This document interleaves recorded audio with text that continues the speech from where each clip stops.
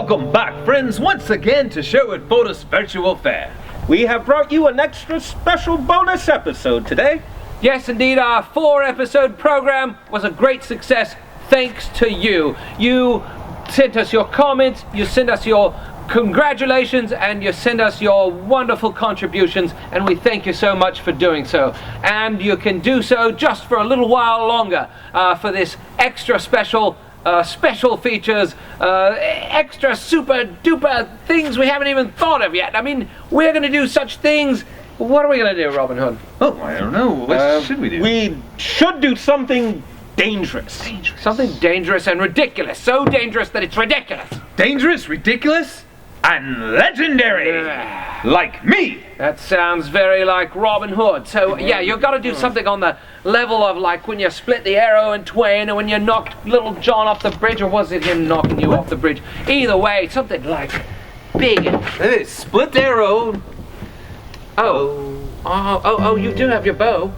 Oh, I've got it. Do you have an apple? I have a yam. Right here, Robin Hood, I have I know where you're going with this. Westminster yam. Do you have anything smaller?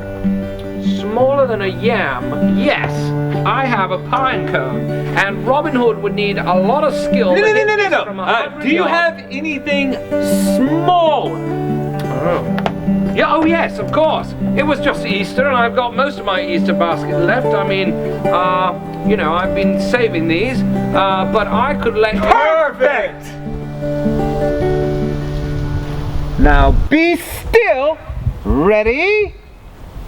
I don't know, Robin Hood. Can we at least use the yam? The yam? No. The yam is too big. Now be very still. It is a bit windy today. And 1, 2... Wait, this just isn't fair, Robin Hood. I mean, here I am with a blindfold, and I mean, I know you're doing the hard part, but it's You're right, Autolycus. It isn't fair. You have a blindfold. Well, so should I. Okay, I will put... Very well. My mouth. I'm going to put the blindfold on also. Fair, it's fair. And where's my bow? And point me in the right direction at least. Robin. Very well. You've got it. For Here you go, Sherwood Robin. Forest Virtual Faire, I guess I'll do anything. Robin Hood, are you ready? Very well, I am ready. All right, loose. Wow! Amazing! Oh, you did it, Robin Hood. Yeah. I did it! Ha ha ha! Of course I did it! Fantastic. You're a legendary criminal. Lords and ladies, let's see Hawk Morrow of the Bedlam Bards, also a legendary criminal in Sherwood Forest Faire. Next. Call no man our master, no lord and no king. Not long here, what they say. This world is for those who can grab it and hold it. Possession's the law of the day. We take what we want, we don't bother with buying. We say what we mean, there ain't no point to lying. Don't like what we say, you might find yourself dying. In a manner too gruesome to say. It's wonderful living the life of a pirate. Freedom to take what we can. We'll sail the world over, searching for plunder. Not fearing to face any man. Not fearing to face any man. When we come into town, to spend all our spoil, well, a good time will be had by all. We'll all go to some pub and get drunk off our hearts. There ain't no last call. I'll get drunk for myself and buy ale for me friends. A great deal of loot on the wenches I'll spend. Money's all gone and out to sea again. To trade cargo for cannonball. Woo! It's a wonderful living the life of a pirate. Freedom to take what we can. We'll sail the world over, searching for plunder. Not fearing to face any man. Not fearing to face any man. There's not one of us left who has not yet been blooded. We're killing the part of our trade. And the only thing standing between us and death is breaks of our fat feet of faith. We live every day like it might be our last. For all of us know that life is hard and fast. To live for the moment, don't care about the past. From this is our comradeship made. Woo! It's a wonderful living the life of a pirate. Freedom to take what we can. We'll sail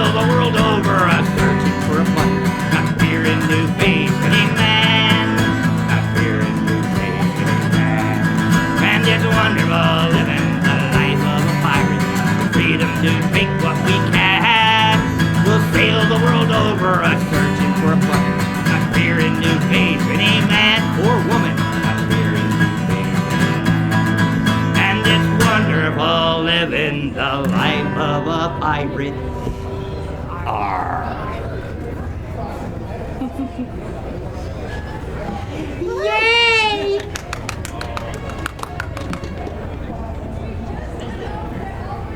I really was expecting another couple to be here, asking about my 2 o'clock show.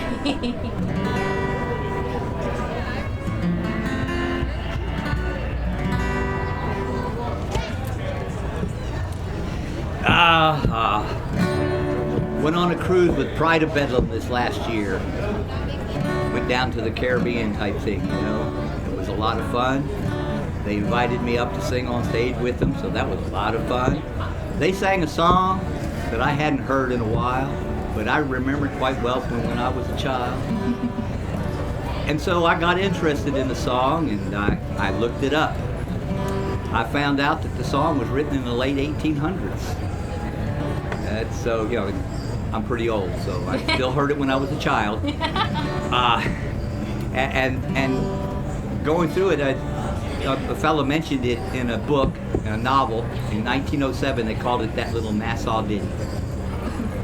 And in 1916, a fellow collected them, songs, poems, and other sort of things. And I found it in this manuscript. And I found out that Brian Wilson did not write this song. Well, actually, I knew he didn't because I heard Kingston Trio do it in 1950.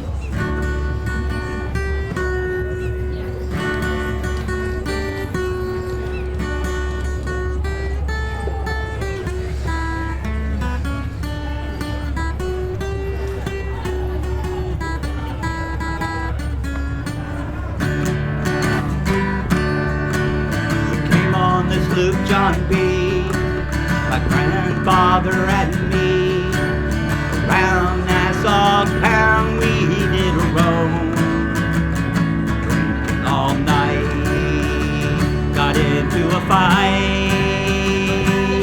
I feel so broke up, I wanna go home. So hoist up the John B. sails, see how the mainsail set. Call the captain ashore, I wanna go home. I wanna go home. Oh, won't you let me go home? I feel so broke up, I wanna go home. Now the first mate, he got drunk, broke into the people's trunk, and the constable had to come and take him away. John Stone, oh, won't you leave me alone? I feel so broke up, I wanna go home. So hoist up the John B. sails, see how the mainsail set. Call the captain ashore, I wanna go home. I wanna go home, oh, how I wanna go home. I feel so broke up, I wanna go home.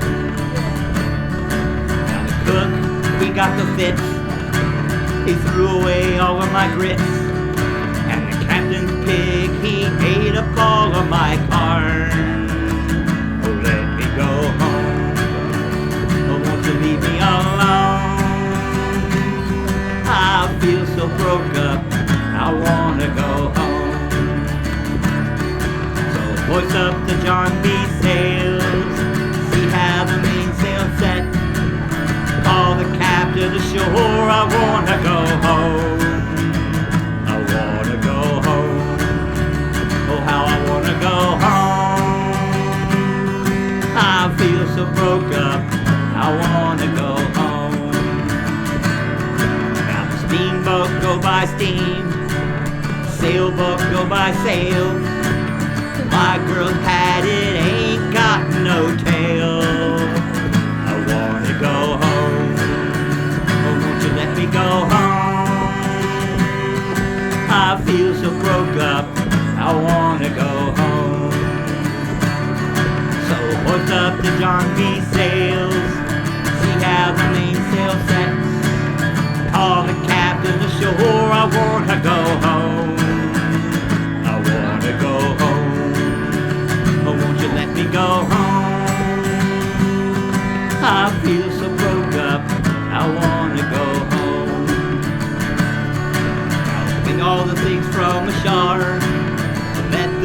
breezes blow. I'm so sorry that I can no longer stay. So goodbye to you, tra-la-la-la-loo. This is the worst trip since I was born. What's up the John B. sails? See how the mainsail set.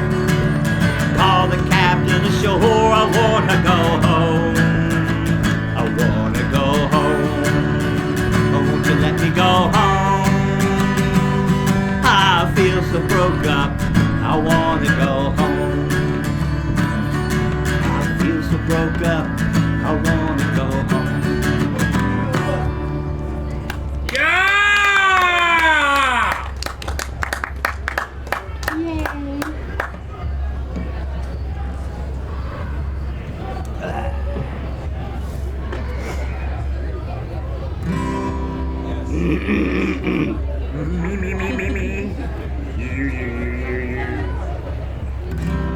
Now gather all ye sailors, pirates, and listen to me, please. Oh, please. And when you've heard me tell, you'll pity me. Not bloody like me. I was a real damn fool. I'll believe that. In the port of Liverpool, And London, Rio de Janeiro, Tortuga, the first time I came home from the sea. and the second, and the third, and the... Hey, who's piloting this ship? I was paid off at the home from the port of Sherwood alone. £2 penny, 6 pence would be paid. It's me jacket full of tin. I very soon got skinned by a girl with the name of Maggie May. Oh, Maggie, Maggie May, they are taking you away. You'll never walk down my street anymore. For you're off to many sailors and in so many whalers. You dirty Robin, go Maggie May. Oh, I shan't forget the day that I first met Maggie May.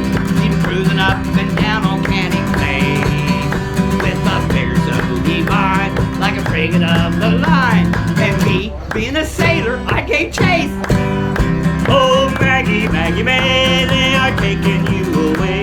You'll never walk down my street anymore. For you robbed so many sailors, and skinned so many whalers. You dirty Robin, go with Maggie May. Boy, I woke up in me bed with me sore aching head. No shoe, no shirt, no trousers did I find. When I asked where they were, she said me, very good sir, they're down in Kelly's knock shop, number 9. Oh, Maggie, Maggie May, they are taking you away. You'll never walk down my street anymore. Well, you robbed so many sailors, I skinned so many whalers. You dirty Robin, go to Maggie May. Oh, you thieving Maggie May, you robbed me of me pay when I slept with you last night ashore. Now the judge guilty found her, a robbing a homeward bounder. She'll never walk down Paradise Street no more.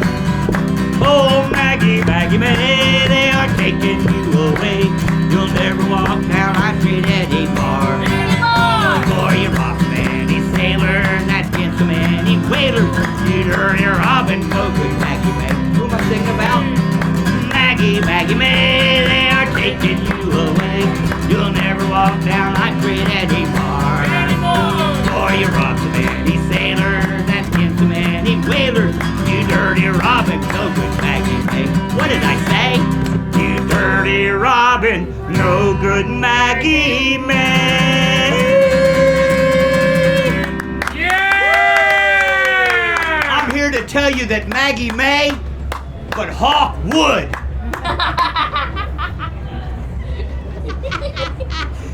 Yeah, it's not a fun show, is it? This is. Who would possibly sit through this kind of mess? I just don't understand. Oh yeah, I came halfway through, so it's not too bad. Oh, let's see. What would be another good one? Hallelujah. Yeah, we're gonna use this lovely voice here to try and sing a birdie song. Arr. How will that work? I don't see how that can possibly work.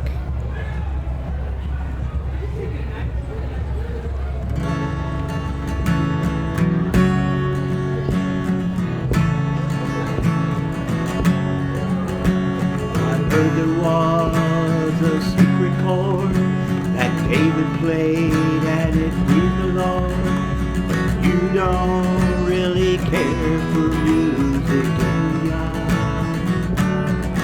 Well, it goes like this: the fourth, the fifth, the minor fall, the major lift, the baffled king composing hallelujah.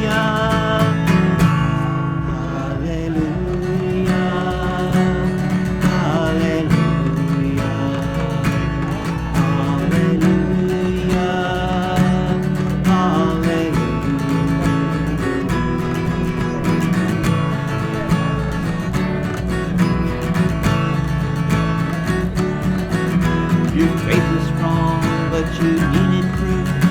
You saw her bathing on the roof. Her beauty in the moonlight overthrew ya. She hung your own in the marble arch, took your corn and cut your heart in the ground and a lovely hallelujah. Hallelujah.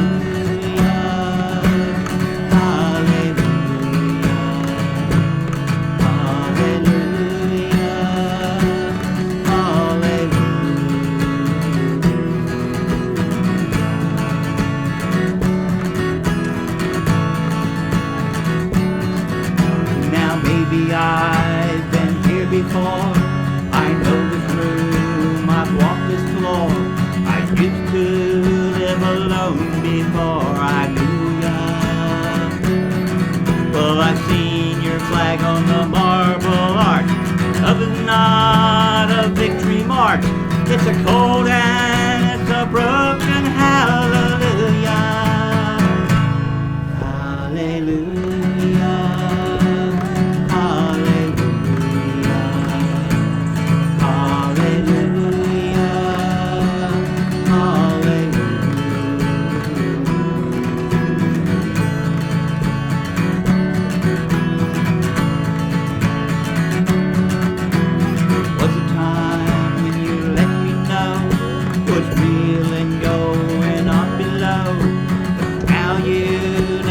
Show it to me, do ya?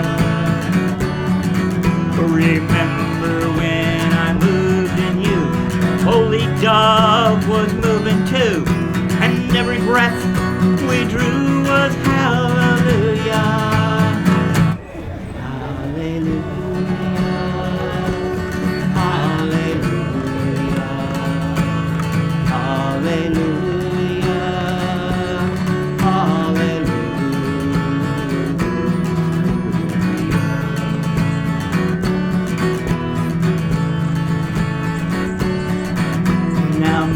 There's a God above, but all I ever learned from love was how to shoot at someone who outdrew ya. Well, it's not a cry you can hear at night. It's not someone who has seen the light. It's a cold and it's a broken hallelujah. Hallelujah.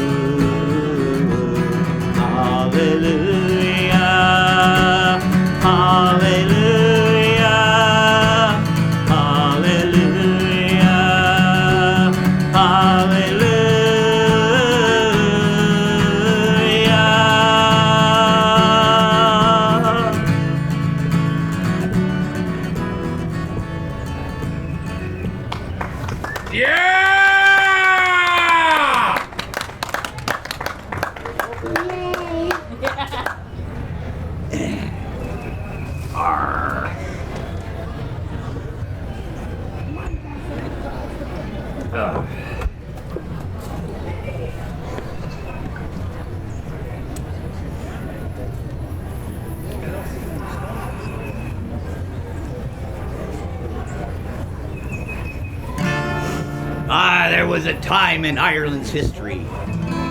It was a sad time.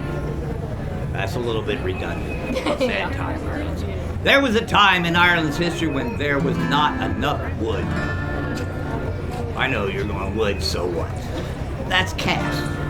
Well, there you go, on cask, so what? Whiskey! Ah, it was a sad time. So the casks in that day had to do double duty.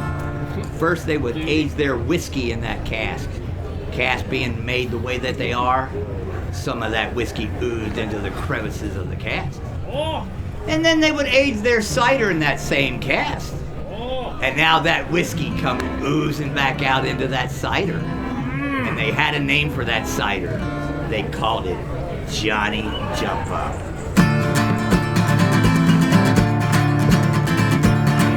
Let me tell you a story that happened to me.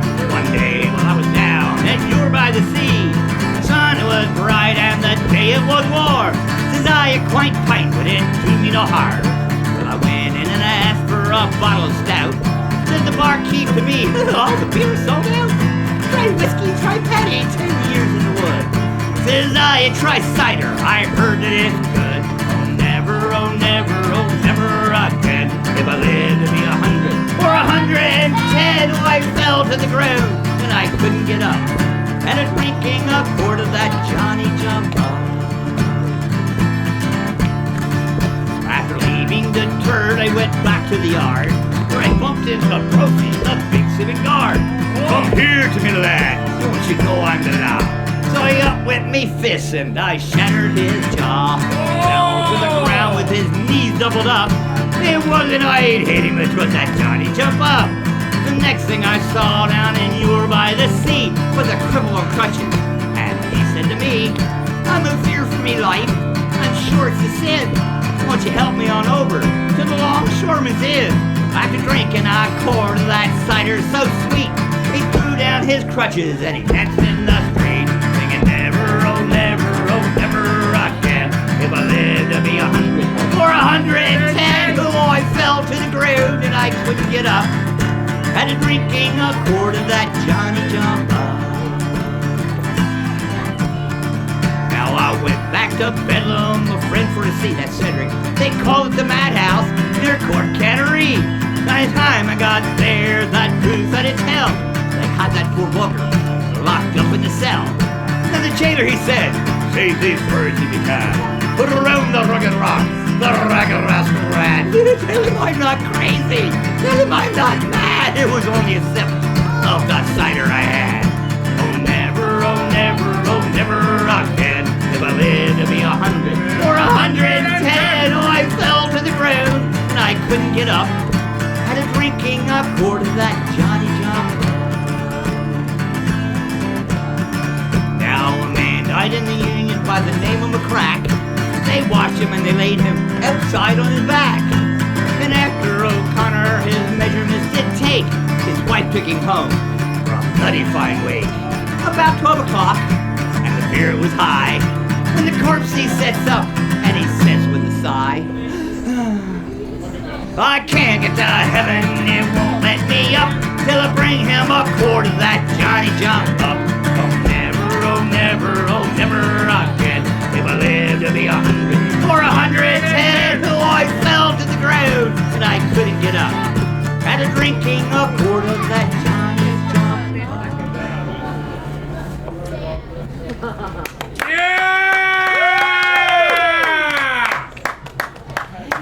Yay! Yay, too. Is that something you'd like to hear in particular? Yeah, I probably don't know. Probably don't know it, but I would try it anyway. I'm crazy that way. No big strong man. Who lived in a caravan? Have you heard about the Lissa Johnson fight? Yeah. Oh, what a hell of a fight! Yeah. Yeah, I don't know that one. Oh, okay. He jumped in and swam all the way to Italy. He saw the Lusitanians in distress. What'd he do? He put this bloody thing on his chest and he swam all the way to Italy. Yeah, it's a great song. I like it a lot. No, I don't. I bloody well don't know it, though. Well, that's all right now. I'm still sitting here after everything else. It's not good. So we'll try some used to be traditional songs that have been played with, I guess. Merlin wrote this song for me a long time ago. I didn't realize he wrote it for me until one day out behind the party stuff going on. He came over and said, "You sang our song yet?" No. Could I borrow your guitar? Okay. I wrote this song for Hawk, old Leather Lungs. He just sings and sings and sings. I've been a musician for many a year. I've hustled my share of both whiskey and beer. There's one pirate who nearly drove me insane. I never will play the wild road, but I've gained and it's no never no more will I play the wild rover. No, never no more. Well, I've heard it by Germans, I've heard it by Turks, I've heard it by all sorts of well-meaning jerks, by great hulking cowboys with rodeo belts, and even by walk masquerading as Celts. And it's no, nay, never. No, nay, never no more. I play the wild rover, no, never, no more. Well, I've heard it in concerts, I've heard it in bars, I've heard it on banjos and classic guitars, and great synthesizers and bagpipes to boot, and even upon Polynesian nose flutes. And it's no, nay, never, no, nay, never, no more will I play the wild rover. No, never, no more. Last night in a dream that was clear as a bell, I died and I wound up in folk singer's hell. Oh, Scratch and his demons were cackling with glee. You'll play the wild rover for eternity. There's no, nay, never. No, nay, never, no more will I play the wild rover. No, never, no more. And it's no, nay, never. Well, maybe once. No, nay, never, no more will I play the wild rover. No, never, no more, no more, no more, please, no more, no more.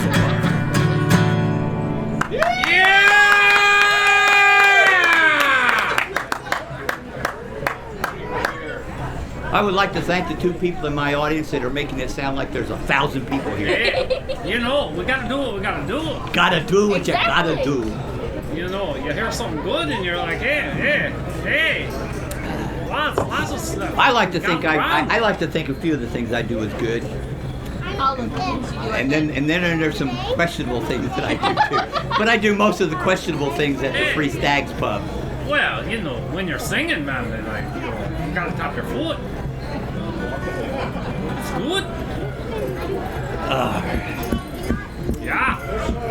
The hardest thing to do, sitting up on stage, is think of the next song to sing. Oh. Hey, that's why I'm sitting over here, eh? It's so close. All right. You have a part. Your part is. Let me see. I got to remember his part. That's not unusual. No. It's not unusual to be. Oh. No. Wrong We're gonna song. now that you've done that, we're gonna change it to. West. There's nothing unusual about that. No. There's nothing unusual. There you were, sitting in a pub. There's nothing unusual about that. You're just tossing them back. There's nothing unusual about that. And then all of a sudden you wake up in the morning.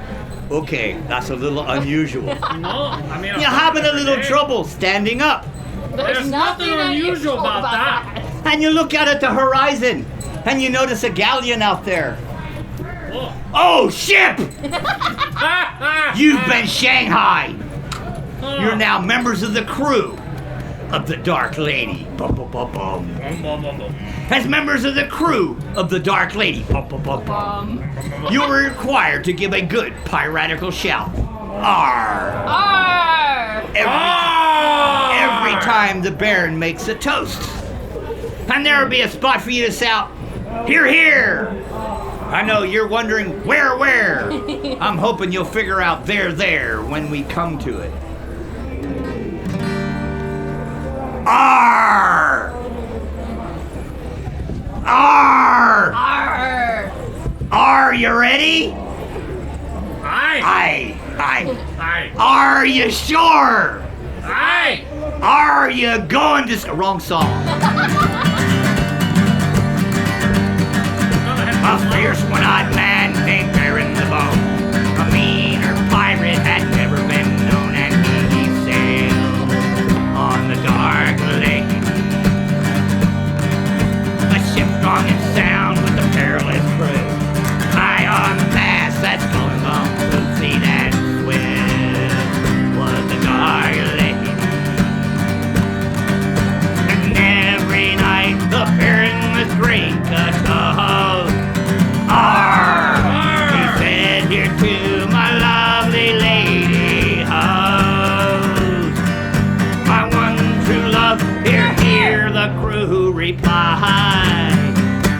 Dark Lady sighed. Now a rich Spanish galleon was spotted one night. The Dark Lady's crew prepared for the fight, clash of swords. No Spaniards survived it, or the maiden with the dark eyes of old, found in the hull with the jewels and the gold upon the lap. Ha ha ha! He took her for a ransom, and every night the Baron would drink a toast. Arr! He'd say, "Here to my lovely lady host. My one true love, here, the crew replied." Dark Lady sighed.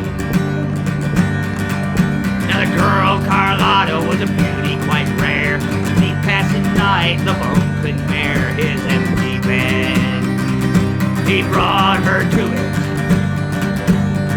Now the Baron soon found he felt more than desire. His love for her grew and his soul filled with fire. He proclaimed that they would marry. That night the Baron drank with jubilee. He said, "Here to my lovely bride-to-be. My one true love, here, the crew replied." The Dark Lady cried. Now the following night a storm brewed at sea. Dark Lady saw her chance to be free of her rival, the beauty Carlotta. Now the ship steered itself to the heart of the gale, where waves swept and made it out over the rail. Sweet loving on an unfaithful lover. That night the lady drank a toast. She said, "Here to your lovely lady host. Dear one true love." No voices replied, and the Dark Lady smiled. And now whenever a storm fills the sky, say that a ghost ship sails in the eye, fleet and swift is the Dark Lady. A ship strong and sound with a perilous crew. High on the mast that's going low, while the captain gazes out to sea. And every night the Baron must drink a toast. He said, "Here to my lovely lady host. My one true love, here, the ghost crew replied." And the Dark Lady smiled. Hey Hawk, I just wanted to say hello. Arr. I hope you recognize me. we recognize faces. We don't always put exactly where I met them anymore. Huh? I used to sing with Dean. Now we got a memory happening in there. Okay. Yeah, it's clues just makes it so much easier. Yes, much. Anyhow, as I said, I wanted to say hi. What you looking for? Oh, people you were with, but they're not here no more. All right. No more.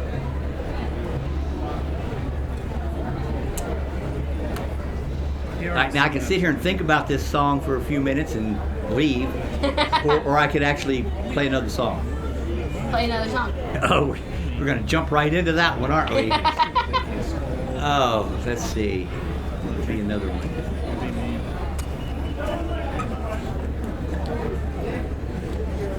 All the kids have gone, so I can't suggest the unicorn. You could suggest a unicorn if you wanted to hear it. I always want to hear it, but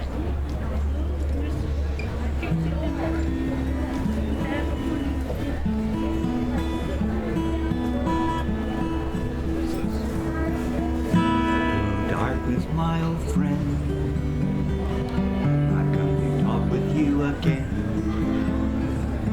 Because a vision softly creeping left its seat while I was sleeping.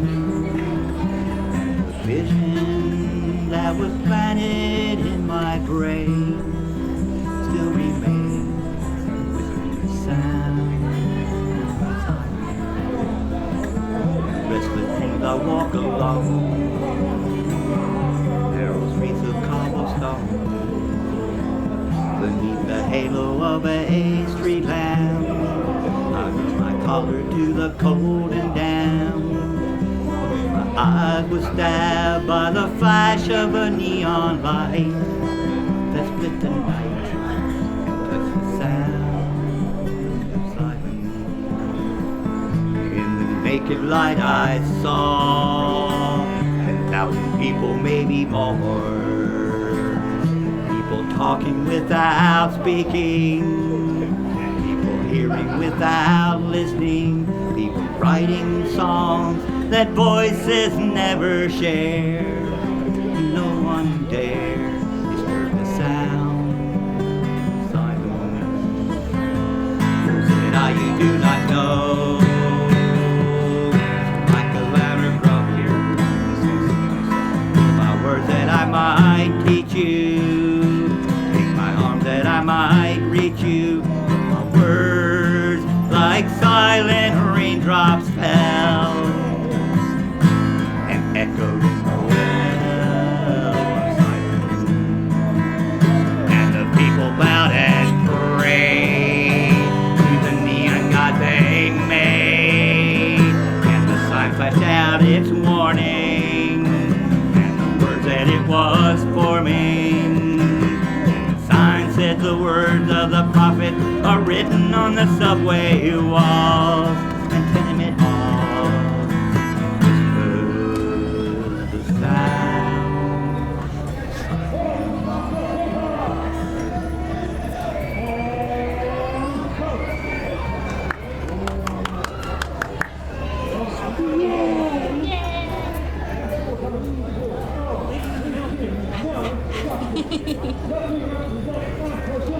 I think I'm going to do one more song.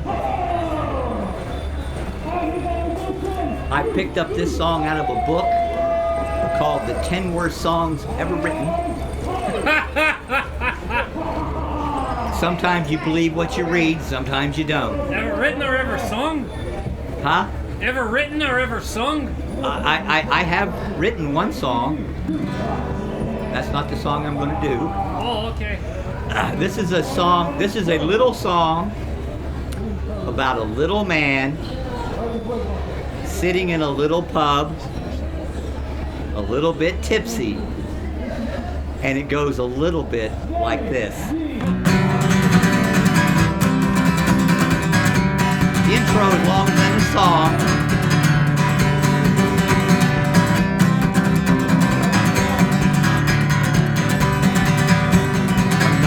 October, when I was far from sober, returning from the work with manly pride. Mix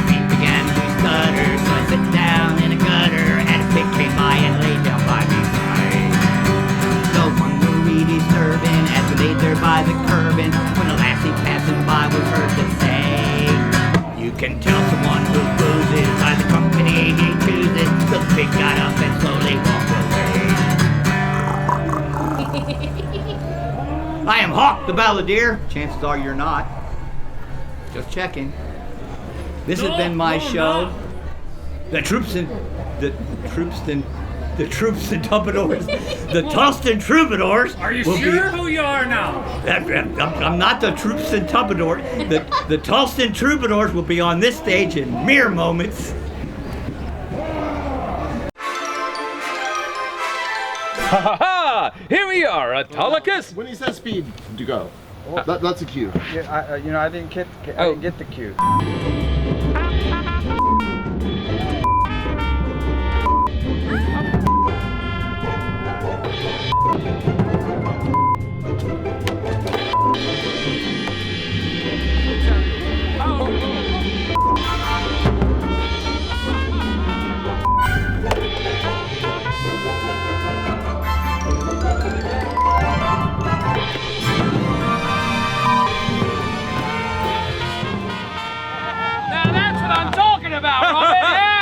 Now that's a joust! The tables have turned now, Robin Hood, and now, by the authority of the Sheriff of Nottingham, for all Robin Hood's crimes, misgressions, and digressions. Wait! Wait! Yes, Robin Hood, your last words. Can I at least say something? Please, you already said something, but you can say something again. My hat's falling down. Oh, in that case, execute him! I don't have a hat on. Justice hath been served. Get out of jail free. Oh, you didn't have to do that. Lords and ladies, I hope you're satisfied. Who hit me in the balls? Who did hit you in the balls? Well, Robin Hood, we didn't have this kind of stage in episodes 1, 2, 3, and 4 so much, did we? I cannot say that we did. No, this is a stage not only for a show, but also for a shop. Wait, Autolycus, do you say a show and a shop? Yes. Have you lost your marbles? That's right, Robin Hood, I lost my marbles, but I found them here at Haller Glass. And that's the best one. Look at that beauty right there, Robin Hood. That's a shooter. Ooh, did he make this here? Yes, indeed, right here at his show and shop studio. The Mark Haller Glassblowing studio right behind us. And we'd like to point out that there are not only action shows and music shows at Sherwood Forest Faire, there are also craft demonstrations. And a craft demonstration is rather like school, only you don't get graded, so you can sit and enjoy yourself. Now, did anybody bring the professor an apple or anything like that? A yam? Very well. Mark Haller, they brought you a yam. And I commend you for all your fine works of art, and we're here to see how it's done. Well, thank you. I've been paid in many ways, but I don't recall ever being paid with a yam. I'm very grateful, sire. Thank you. Yeah, welcome to the studio. This is actually the glass blowing studio here at Sherwood. I love blowing glass. I've been working with it for a long time, and so I like to share my art form with other people. I like it when they come and watch me actually make what it is that I do. And I create everything out of glass. Glass is an amazing material. It's been around for a very long time, and I've been very fortunate to be able to work with it. There's glass inside the furnace right now. This is actually called the furnace. I'm going to take this hollow pipe and I'm going to use it like it was a honey dipper. I'm going to literally just go in here, get a little bit of hot glass on the end of it, and then I want to begin to shape it. Now, I'm going to shape it with an amazing tool, because you've got to realize that right now this glass is almost 2,000 degrees Fahrenheit. So I need a very special tool to shape the glass with. And so I need a tool that won't burn. I need a tool that will allow the glass to shape, but I also need a tool that won't cool the glass off very quickly. So what I use is an amazing thing. Let me make sure I pronounce it correctly. It's called paper. Okay? So we're actually just shaping molten glass with a wet piece of paper. And I'm shaping it into a little bit of an egg shape, so I can get it nice and even. And then we're going to do what we call blow glass, which is kind of a misnomer because I don't actually blow glass. What I do is I put a small amount of air pressure inside the pipe and literally put my thumb over the end of it, and then I just simply wait until the air that's already inside the pipe begins to heat up. And of course, as the air heats up, what does it do? It expands, of course. Of course, Robin, it expands, and then of course, that's what causes that bubble to grow. And of course, that bubble is the beginning of the piece. This is how we start every piece. Now, the piece I'm going to be doing here, we're just going to do a chalice. I've got an order for a chalice for a merchant, and of course they're not royalty, so we're not going to be using any color in this one. Many of my chalices contain lots and lots of color. It's one of my favorite things, is to work with color. Now we need to stretch that out a little bit, so I'm going to use this amazing tool right here. This is called the stretching tool. I don't know why some people call it gravity, but it's not their tool, it's mine, okay? Now, let's blow that out a little bit more. Now, even though it looks like I'm blowing into the pipe at that point, I'm actually not. What I'm doing is just controlling the air pressure that's being created inside the pipe from that air heating up. And as that air heats up, it causes it to expand. So I don't actually ever blow into the pipe. All right, now let's get a little bit of heat. This is my my dragon's lair. I go in and out of here to reheat the glass over and over. It allows me to get it soft so I can shape the glass. Now, one of the things I'd like you to remember is while I'm working, I actually like to interact with those who are watching. And so if you have any questions whatsoever in the process of what I'm doing, you're more than welcome to ask. I like to do demonstrations for people, but I also like to be able to answer any questions that they might have. And after many decades of answering questions, I've come to find out that people have some pretty strange questions inside their heads. All right, reheat again a little bit, and of course we're making a chalice, so we're going to put a stem on there. Now, I'm going to do my stem as a separate piece of glass. So I want to reheat it, and then I'll get my friend here to hold on to it for me for a couple of seconds. We'll just hang it up. Get a little bit of hot glass on the end of one of the rods. Now, these are solid rods. They're not hollow pipes like this one. We're just going to get a small amount of clear glass, and then I'm going to shape it at my table. Now, that table is used for shaping. A little bit of the stretching tool, a little bit of table, and we can round that out real good. And of course, now I'm going to attach it. And remember, both pieces of glass are quite hot. So as soon as they touch one another, they're going to stick. And then of course, once I've got that stuck on there, I can stretch it out a little bit, and then we can just cut it right off. It's amazing when glass is hot, you can actually just cut it with scissors. So we're going to cut that right off of there. Then we'll head back in and reheat, and of course reshape it. Are you enjoying what you're seeing, Robin? Very much so. Very much so. How hot did you say that glass is? Well, it's over 2,000 degrees Fahrenheit.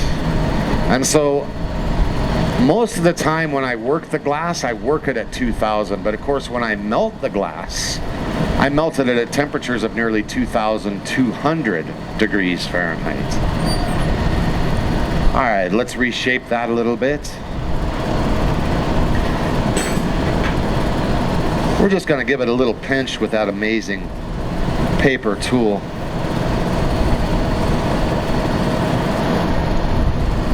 And then of course we can stretch it out just a little bit.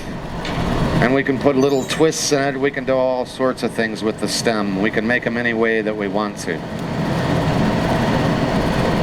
Every piece of glass that I take from the furnace is an opportunity to do something artistic with. But this particular merchant just wanted a very simple, straightforward glass. So we're going to cut that little ball off of there. And of course, that little ball kind of leaves a little mark on the bottom, so we're going to need to reheat once again.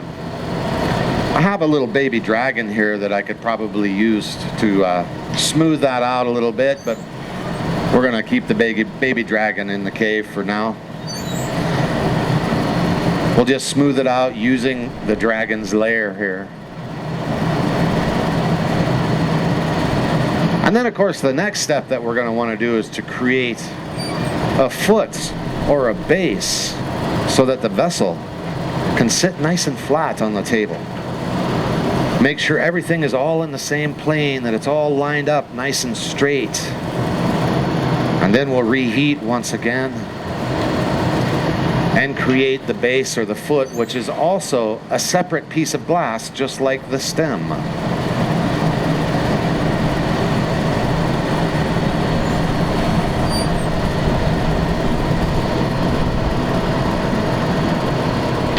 Once again, a little bit of hot glass on the end of the rod. Use the table to flatten it out. I'm literally going to let the glass drip onto the table. Now it's kind of fun because most people don't realize how fluid the glass is when I'm working with it until they see that it will literally just drip onto the table. It's about the consistency of honey. Now we'll cut that off. And then I can place the stem right down into the middle of the foot. And then our next step, of course, will be to reheat that and shape it. I know you're seeing a lot in a short time, but is there any more questions so far? Everyone seems to have their jaws open just a little bit. That's flattery to me. All right. Reheat, and then we're just going to pinch it out. I literally just want to pinch it out between my fingers and thumb, but I'm not going to use my fingers and thumb unless I've got a little bit of protection. So we're going to use paper once again, and we'll just kind of squeeze that out. Squeeze it out until we get the shape that we want, and then I'm going to press up on the bottom with my thumb, and we're going to make it concave. I'm shaped. Of course, I want to take it off the end of the pipe. I want to take it off the end of the pipe because I can tell you I learned a long time ago, actually pretty early in my career, that it's much easier to sell these things when they're not attached to this pipe, okay? Now before we do that, we want to make sure that everything is on the same plane. So I'm just going to take a wooden paddle that's saturated with water and touch it to that foot very gently. And that will cool that little ring on the outside of the foot, and which that will enable me to hang it up for a couple of seconds and it won't change its shape. Now, we're going to slip the baby dragon in here just for a second. The baby dragon loves to be squeezed and tickled. And of course, when I do squeeze and tickle it, it just spits fire for me. Now we'll hang that up. Get a small amount of hot glass on the end of a rod. Not a solid pipe, or not a hollow pipe, it's a solid pipe. And we're going to use this small amount of glass on the end of this rod like glue. So I can literally glue the rod right to the bottom of the vessel. And then of course, I'll have a handle to continue to hold on to the glass with. So then I can break it off of the pipe. But of course, glass won't break unless it's cold. So let's attach the rod and then cool the neck off where it's attached to the pipe. And I'm going to do that by scratching the glass. We'll scratch it real quick to increase its surface area. And then just the tiniest amount of water gets into those little scratches and it cools that glass off so quickly that it creates lots of stress. Once I have enough stress, all I have to do is tap the pipe. And of course that creates a vibration. And then the vibration, it just travels down the pipe and it runs right into the stress and the glass releases. It's always nice when you can get rid of your stress. Just release it. It's very simple. And then of course the next steps will be to open the vessel up. And we can do that very quickly when the glass is quite hot. So we're going to heat it, and we're going to heat it, and we're going to heat it. Which means there's time for more questions. Approximately what temperature for the glass to break? Well, this particular glass needs to be below 950 degrees Fahrenheit before it will break. Yes, above that temperature, it's so full of molten energy that it can't break. Glass is a very interesting material because most people think it's a liquid, but it's not. Sometimes people think it's a solid, but it's not.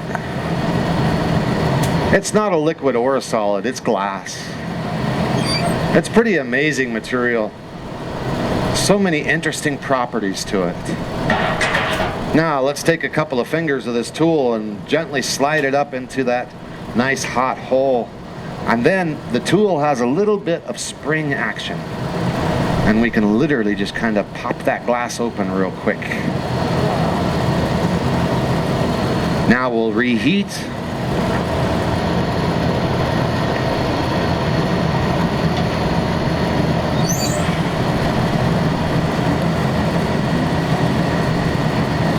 Now at this point, Robin, if I was making this for you, I would actually allow you to change the shape if you wanted to. We could make it wider. We can make it smaller. There's all sorts of different things that we can still do with the shape at this time. We could turn it into a martini glass. Or we could turn it into a cake plate by literally opening it all the way up. Have you got any suggestions? Looks beautiful the way it is. Looks beautiful the way it is. Thank you. All right. I hope the merchant that we're creating this for will enjoy it. So we're going to reheat and remove it from the rod. And then, of course, the cooling process. The cooling process takes longer than making the piece of glass itself, because it's the cooling process that determines the strength of the glass. And the longer that you can cool it for, the stronger that it becomes. Now we'll cool it a little bit where it's attached and then just use a small amount of energy. And it breaks right off the end of the rod. And then of course it goes into the cooling box and it stays in there for a minimum of 12 hours. And in that 12-hour time period, I think I'll have more than enough time to eat my yam. Thank you guys. Let's hear it for Mark Haller. Haller Glass!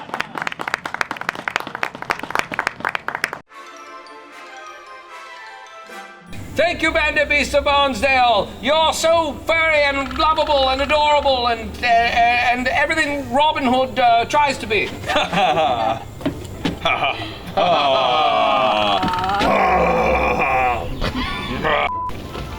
I think I have a bad connection. Hello? Can you hear me now?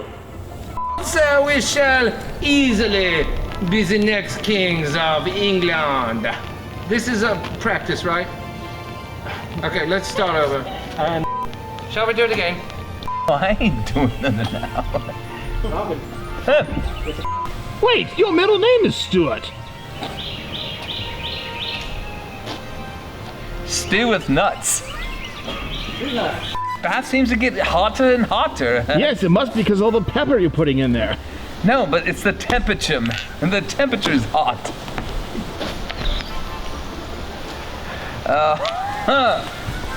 Oh man. you both gonna fit in here? Yeah, we did last night. Now let's drink a pint and...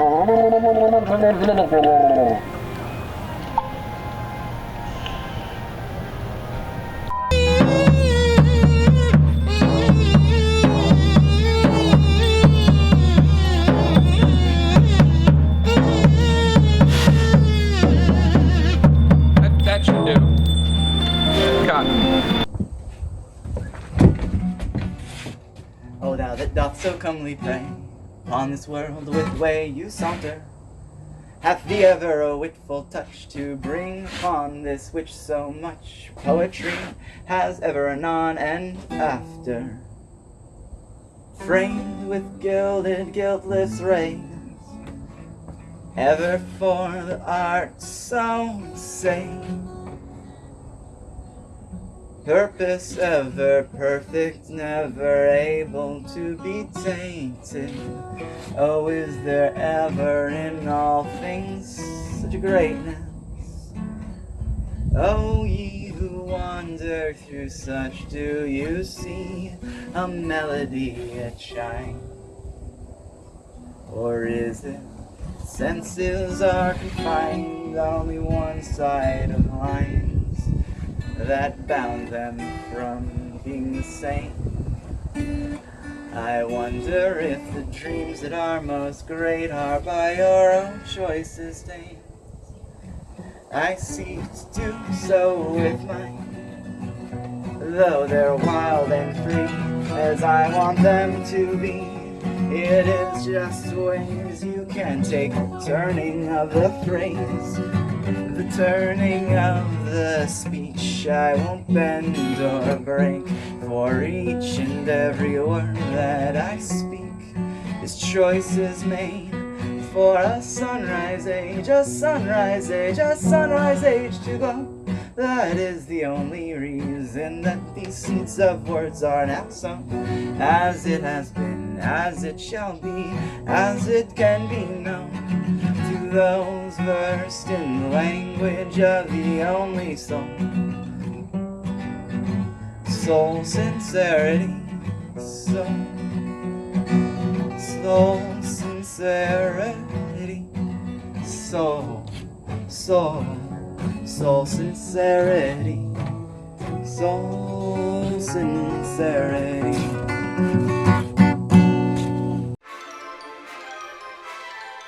Yes, I feel it! It's Somebody working! give me some more It's volume. working! I can juggle! I think I've got it!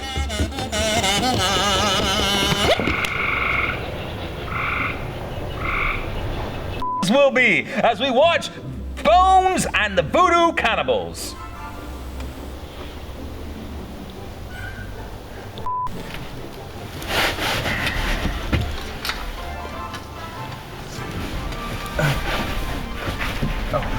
Oh, can I have that carrot and Jonah?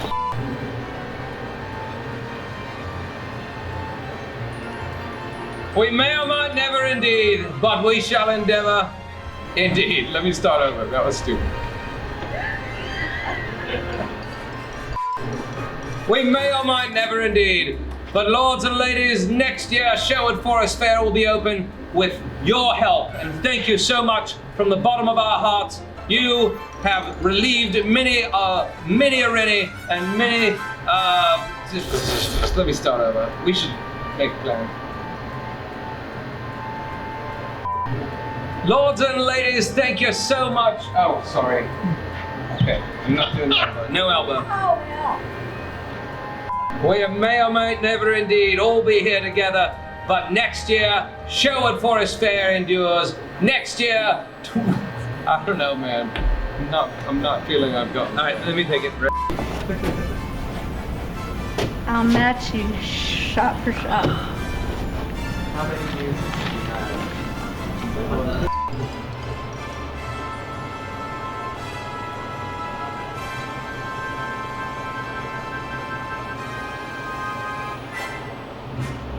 Oh, I thought you were starting. No, you start now. Thank you so much for your contribution. Thank you so much for your contributions, and we shall see thee again next year. Very good. Okay. And Madam Autolycus, I typically do anything that you ask and follow you anywhere, but what is this? This is absolutely ridiculous. Robin, do I have to explain every medieval thing to you that doesn't involve bows and arrows? Yes. Okay, this is called the Maypole. It is not May, as in the month? Yes, like the month. It's one of the rites of spring. Medieval people created this time immemorial. Before they even wrote anything down, they were doing Maypole. Really? Yes. It's all about, the people coming out of the winter and starving and being freezing cold all the time. Now they get to hang out and dance outside. Dance! Pick flowers and stuff. Whoa, you said nothing about dancing. Yeah, of course. I invited you to go to a dance with me. What's the big deal? I also got you a bouquet. Oh, for me? Yes, of course, Robin Hood. It's the rites of spring. Maypole dancing starts now. Get in your place. Get in your place. Ha ha ha!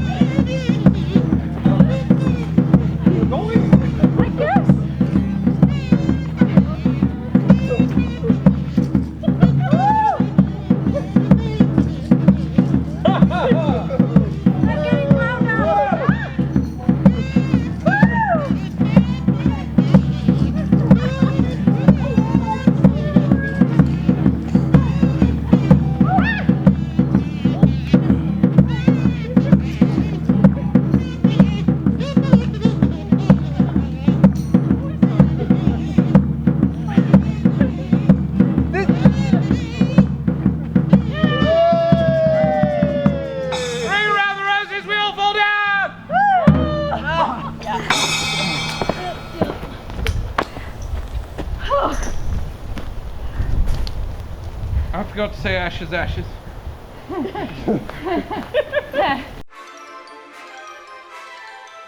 who will help share the proceeds that you sent our way. I'm so sorry. We're starting over. You were doing so good. Don't rail on. Right. You've already covered all of that. Just keep it simple. I gotta be me. Touche.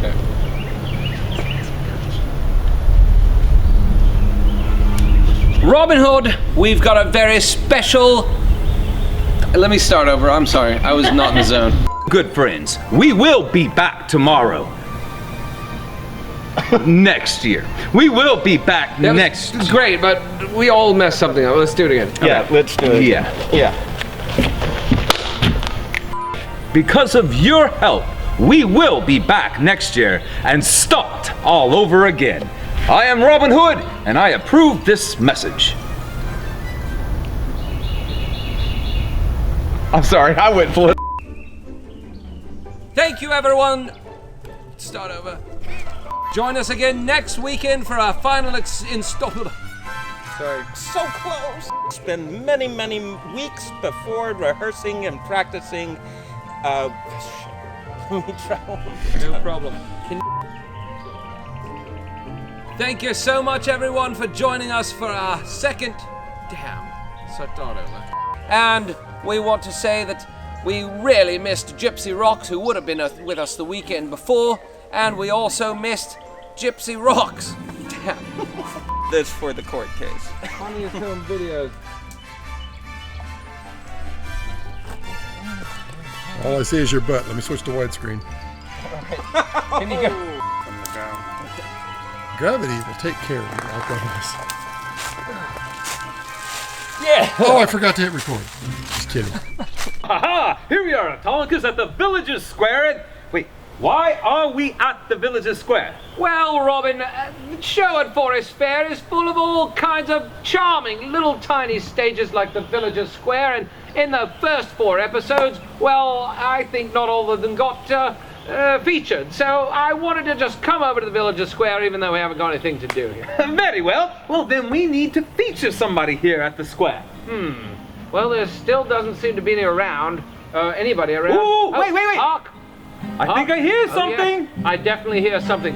Oh, you there. Oh, I know this guy. It's Taliesin the Bard. He's kind of like a wizard, kind of like a... Wizard Bard? I don't even know. Let me try to introduce him. I can introduce myself well enough. Very well, he'll introduce A himself. sunrise in dark ways of insanity, a magic in the language of choice, fearsome enemy to superficial vanity, awakener to the power of soul's voice. I caught a shooting star as a new spell on my tongue. I've deeply plunged the mysteries of lust and love. I am Tyson, and I'll be the king of bards someday. I couldn't have said it better myself. He'll be the king of bards one day. Give him a bow, Robin Hood. Very well. What are you going to do for us today? I shall perform for thee my greatest work yet. A tale as true as I have seen it with my own eyes. I shall tell you of the greatest king who ever lived and shall come again to rule once more. Very well. Let us hear his magnum opus.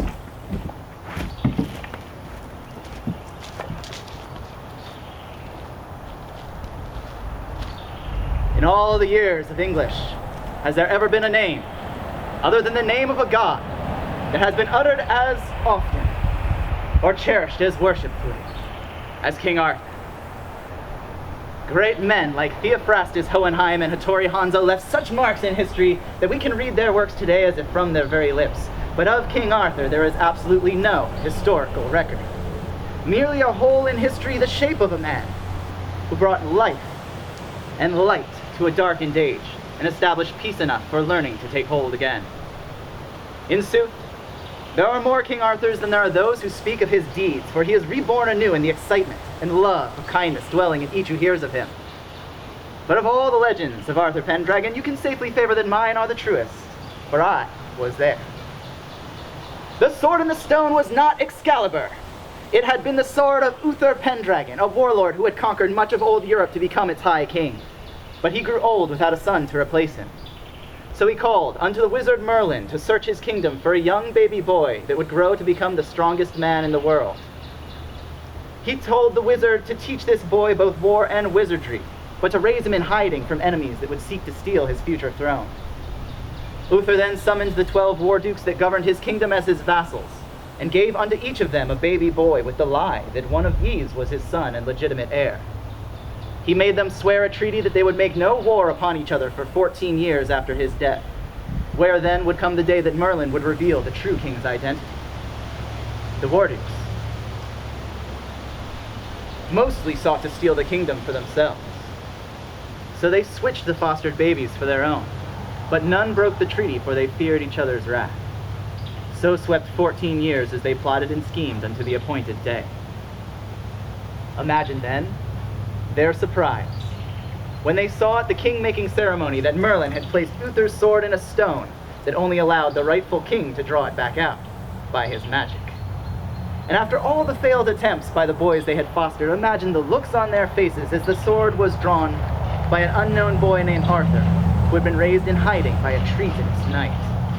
Imagine how shocked they were when the first thing Arthur did when he drew the sword was knight a woman and declare that in his kingdom all women shall have equal freedoms as men. And imagine how overwhelmed they were when Arthur made them sit on the floor at the royal feast and made the seats of honor open to the servants who had cooked the food, saying that in his kingdom all should prosper according to their merit instead of their birth. Of the 12 war dukes, only one, King Ban, swore allegiance to Arthur that day. The other 11 left, saying they would neither follow nor allow Arthur to rule. Those are many stories, and of course I, Taliesin, can tell them all. But this is the story of what happened next.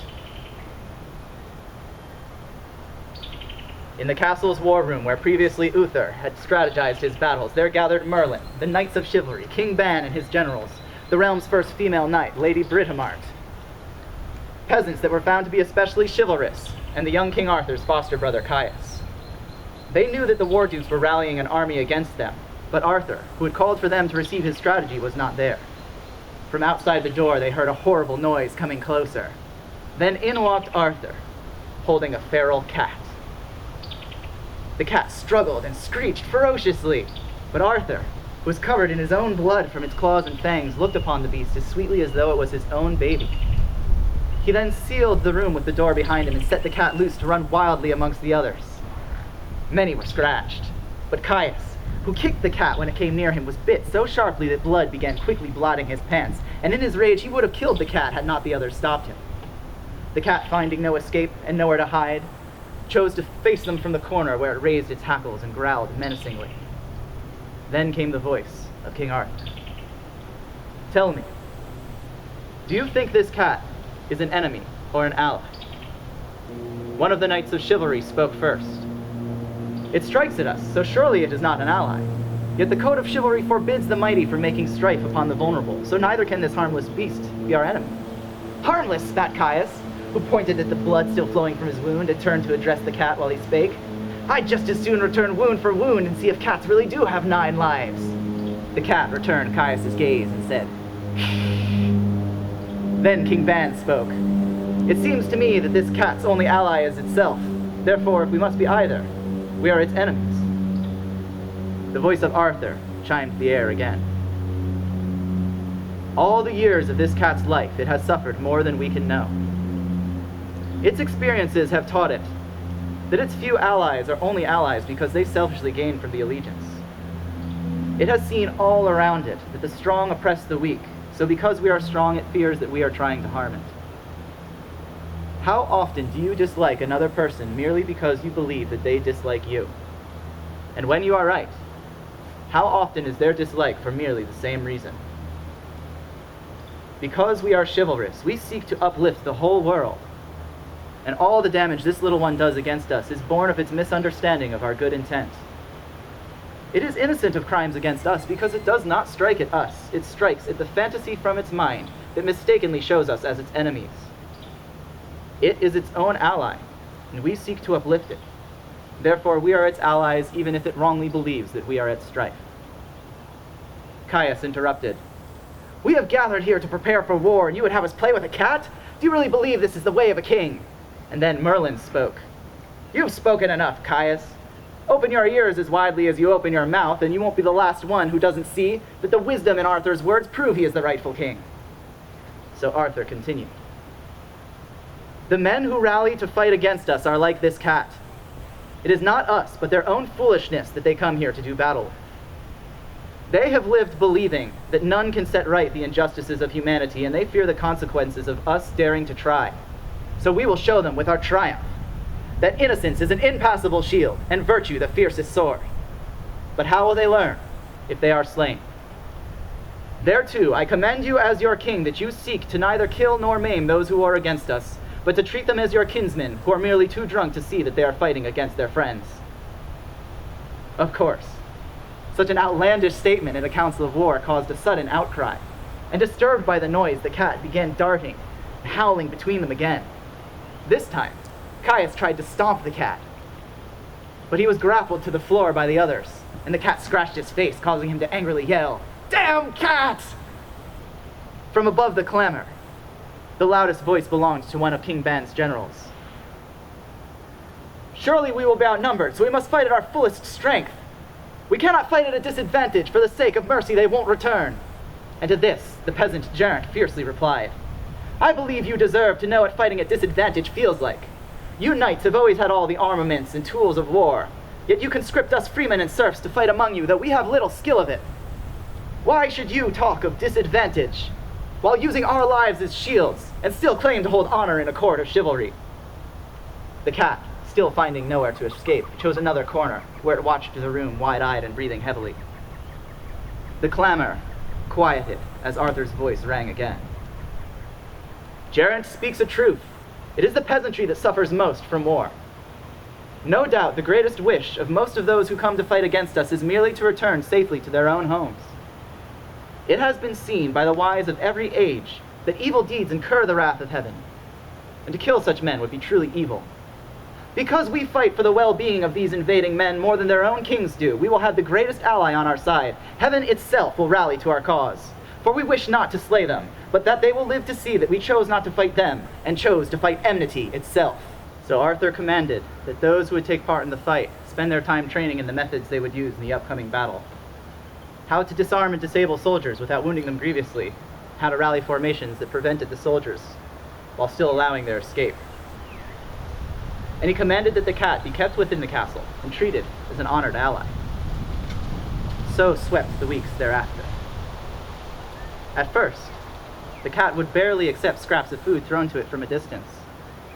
But as it learned to trust the good intentions of King Arthur's people, it began to draw closer to accept their kindness. Amid their seriousness, the cat brought them great comfort. They learned to love each other. They named the cat Morris. Once, upon seeing the cat being fed fine pieces of meat and fresh milk, Caius chided the others by saying, "Why for do you give such fine food, of which there is little amongst us men to eat, to this beast that has mice and bugs aplenty?" To which they replied, "Because Morris is our beloved ally, that now knows us as friends because we have shared our bounty, though it profited us none.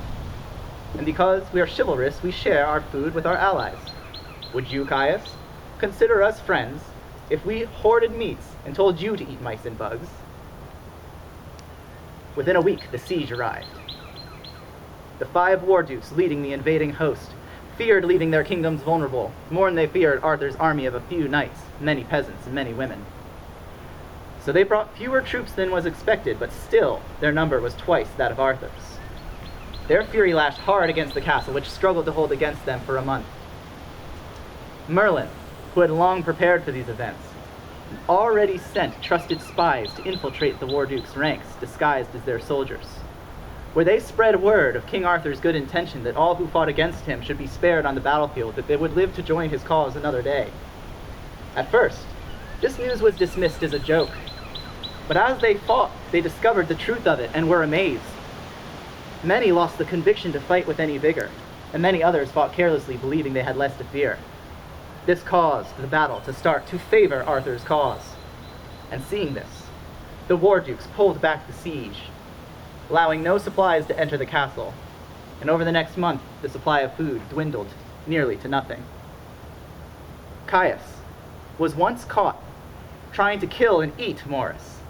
The others scolded him fiercely, but he often said, "It is better for a cat to die than a soldier." Seeing that they would have to leave the castle to fight, King Arthur rallied the resolve of his troops, but no sooner had he than another war duke arrived, leading a fresh retinue of men to join the invading force, making their number now thrice that of Arthur's. Seeing that his people were weak from hunger, weary from battle, and their spirits were stifled by the arrival of these new soldiers, Arthur decided they must surrender. Some were disappointed, but many were relieved, and Arthur told them that he would rather be executed to save them than to live to see them die in a futile strife. So they watched from the ramparts as their messenger rode to the war duke's encampment with their mark of surrender. And they watched as their messenger was shot with arrows as she approached. As the messenger died, so did their hope. Despair thickened within them, and most began to weep. Many cursed Arthur under their breath as he rallied them behind the gate to make their final charge. Their grief overflowed with tears and anguished moans. No doubt, most prepared to flee instead of fight. But no sooner had the gate opened than a living flash of light darted between them and out of it. Morris the cat, running and screeching more ferociously than he ever had in the war room, ran furiously not to escape, but to attack the invading host. Suddenly overwhelmed by emotion, Arthur's warriors charged without his command, screaming furiously and running to join Morris in the fight. The confusion caused by the cat disrupted the timing and the aim of the War Duke's archers, saving dozens of lives in the initial crash. And as the fighting seethed, sometimes Morris was seen slicing the legs or biting the groins of the War Duke's soldiers. Those who fought for the War Dukes later said that although they withheld mortal blows, no army was ever as terrifying as Arthur's that day, and it seemed as though hell itself had sent its most ferocious demons to drive them from the field. Seizing opportunities in this confusion, the spies of Merlin captured 3 of the War Dukes, and the other 3, unable to take command of the larger part of the army, ordered their soldiers to retreat. All who didn't were fiercely beaten into surrender, and for Arthur's cause, the day was won. Soon afterwards, as Arthur's army tended to the wounded, Merlin returned from the fields of slain, carrying a shallow-breathing, blood-soaked cat. As they gathered to see Morris, they could tell by looking at him that although his tail had been cut off, he had continued to fight. And although his leg had been crushed, he had fought on, gathering many wounds. And although they wept so woefully for their brave feline comrade, when Morris saw his friends again with his one remaining eye, he purred his final breath. That evening, Morris was buried with all the ceremony of a fallen hero in the castle's cemetery, which previously had only held dead kings and their queens. Before he was lowered, King Arthur knighted him, and Merlin took clippings of his hair that they would have more than his memory to inspire them throughout the lives that he had died to protect. But Caius, who wept the most woefully for Morris, wanted to honor him more. So he had Merlin fashion him a crest in the likeness of the cat, a crest that he wore on his armor until the end of his days. And whenever he was asked about it, he would wistfully retell the tale of how he once fought alongside Sir Morris, the bravest of all of King Arthur's knights.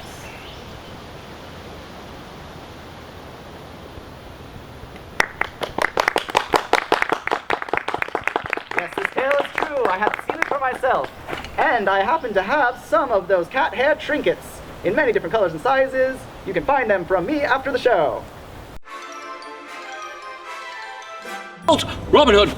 Hey, Robin Hood, where are you? No. I'll get him in there, Okay, you're right. Elven Hill. All right, here we go. Take 6. The Ramblin' Sailors? Why, I love the Ramblin' Sailors. It reminds me of pirates. And what say ye? We hoist the Jolly Raja. Ye lower yonder the Spanish galley. Lay a few broadside agent timbers. Swing over there on these here lanyards with our cutlasses in our teeth. Cord under ribbons and split the booty. What say to that, me hearties? Ha ha ha ha! Robin Hood! Robin Hood! It's I, not R.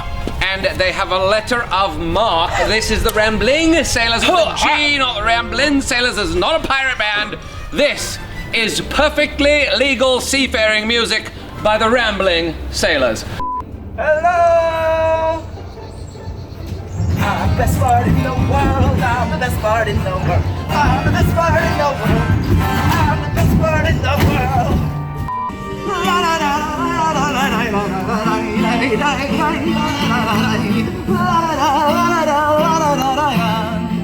Oh, look at those birds.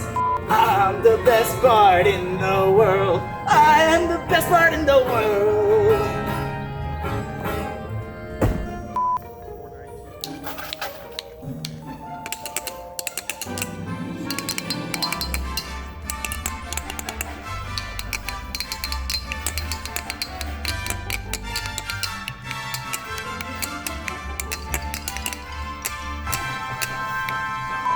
Welcome back, friends, once more for the final performance of the Sherwood Forest Virtual Faire bonus features. So I now give to you our final performance of the fair.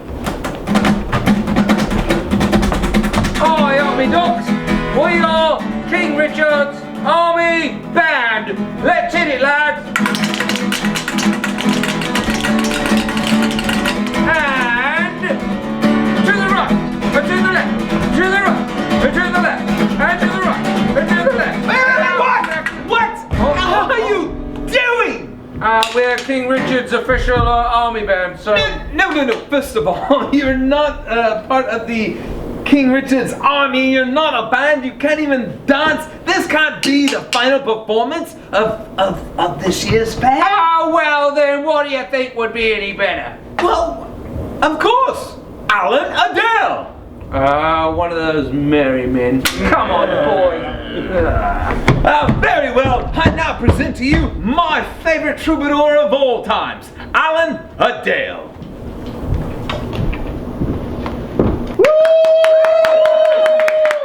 Oh, thanks so much. Yes, indeed, it's good to be playing for an audience, quite so. Yes. You know, I've got to warn you, though, the thing to keep in mind about traditional Irish songs is usually someone dies. Oh, alas.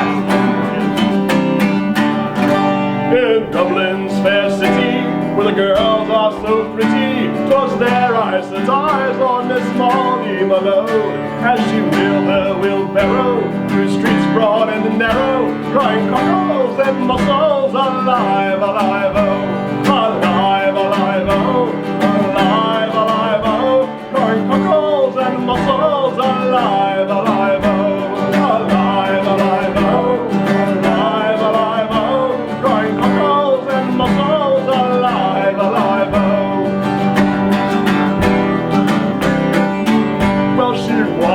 Fishmonger, and sure 'twas no wonder, so were her father and mother before, as they wheeled their wheelbarrows through streets broad and narrow, crying cockles and mussels, alive, alive, oh, alive, alive, oh, alive, alive, oh, crying cockles and mussels, alive, alive, oh, alive, alive, oh, alive, alive, oh, crying cockles and mussels, alive, alive, oh.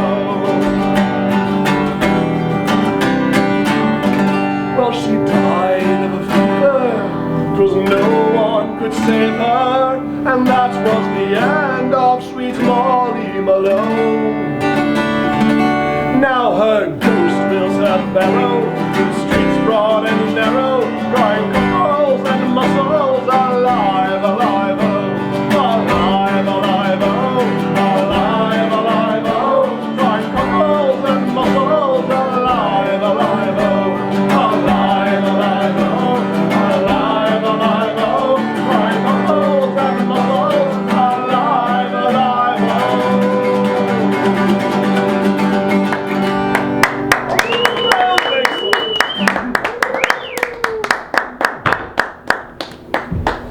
Oh my! Oh, well that is exciting. Yes. Oh, well, that's a big sweet potato. What do you call that? I call it a yam. Oh, a yam. Oh, Stop your yammering and call it a yam. Yes, what a lovely yam indeed. Quite so. You know, everyone loves a tipper. Everyone loves a tipper with a camper or day tripper, wine, mead or ale sipper. Hip hip huzzah for the tipper. Huzzah! Yes, be sure to tip your lovely fare here. Look at the little link that's on the screen that you're watching. You'll find a place to tip. Yes, quite so. Speaking of Sherwood, here's the Sherwood original from our own Autolycus himself, yes. And Merlin.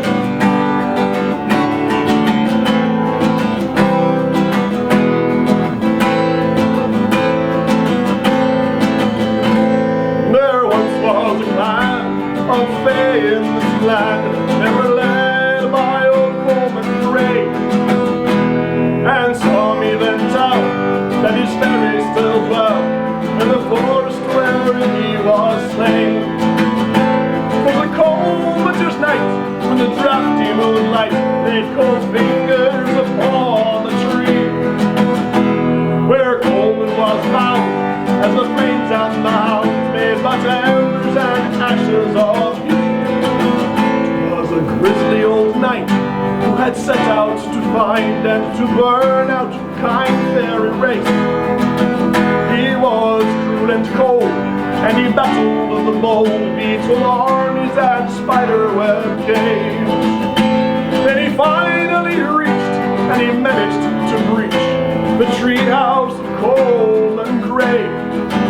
And the fairies still weep at the stump of that tree every morning till this very day.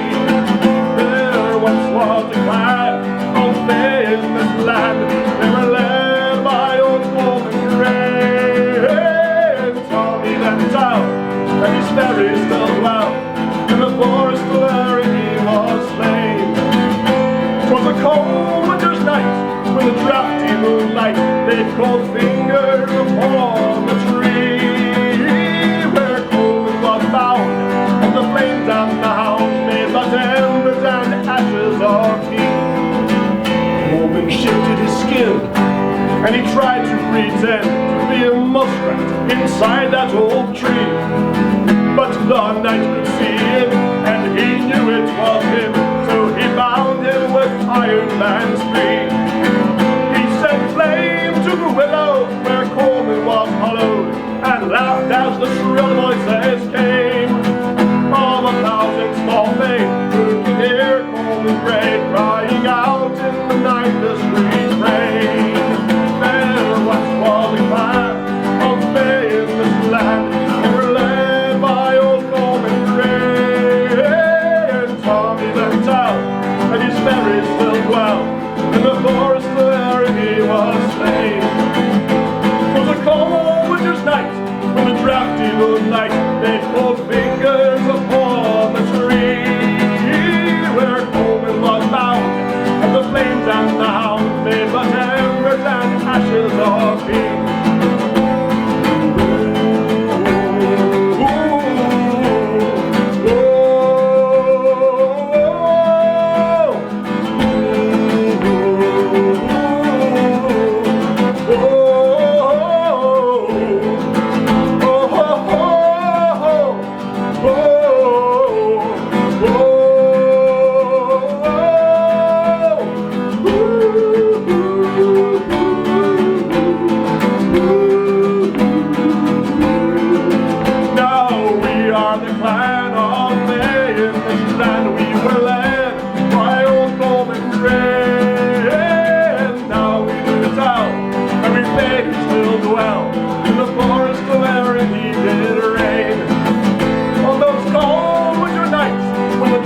Moonlight lays cold fingers upon the tree. We dance all around where the old king was bound, as we honor the memory of he. As we honor the memory of he.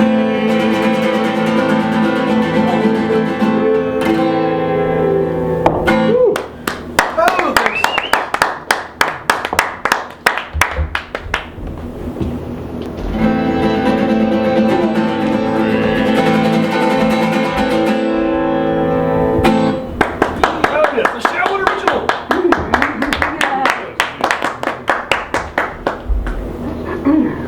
I'm doing fine. It's a bit dusty today, I suppose. That's all right. That's no problem. I probably need an ogre toe. That's what I need. Wait. Start over. Start over, Jason. Where did it go? You need a little Walk more around the corner and give Yeah. the loogie to some tree. Take your time. You have to be careful with the I'm not feeling well. I usually just go on, you know, and then it clears No, up. I know you do, but we have the magic of cinema. So All right. take your time. Well, I might as well get some more water. Feel than better? Some more Yeah. water, some Yeah. You drink all that water? grease, or Is it the first water you had to take? in a while, I suppose. That was quick. what?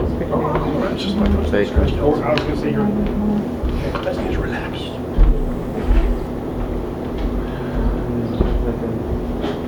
I had a terrible thirst after the Maypole and third one's just There's a lot of mold in here, I think. The armadillos? Building at the restaurant? Yeah, all right.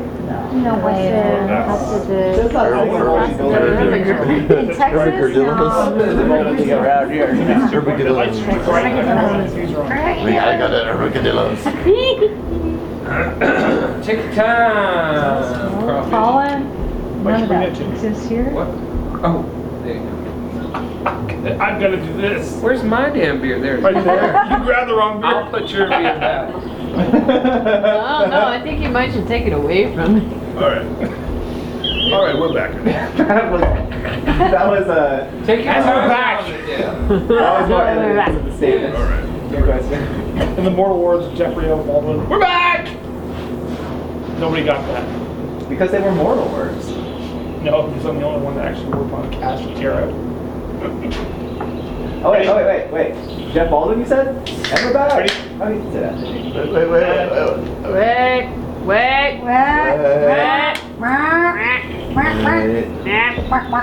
Background's gotta get in set. Couple chicks in the background. Scene 6, take, I forgot where we're at now, and action!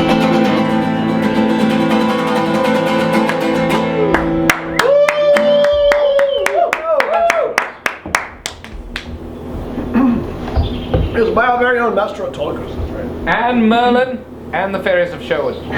Indeed, yes, it's quite so. Hey, there's so many lovely things to Sherwood, you know. One of my favorite things is Ogito's, actually.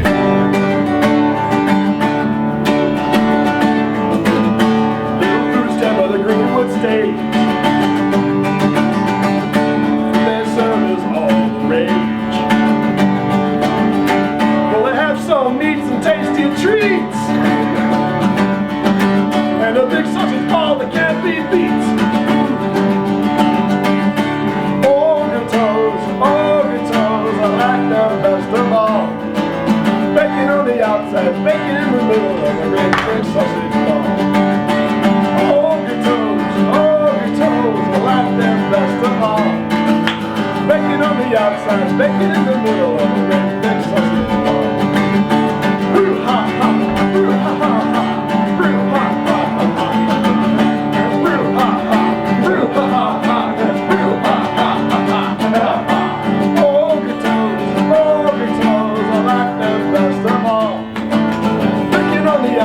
Bacon in the middle of a great big sausage ball.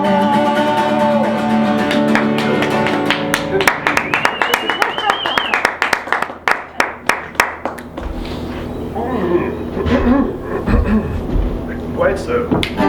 Oh yes, it's also great that we have in our forest with us Queen Berengaria of England and her husband King Richard as well. You know, yes, quite so. they're all here. When she first came to our forest back in 1194, she was a princess from Navarre.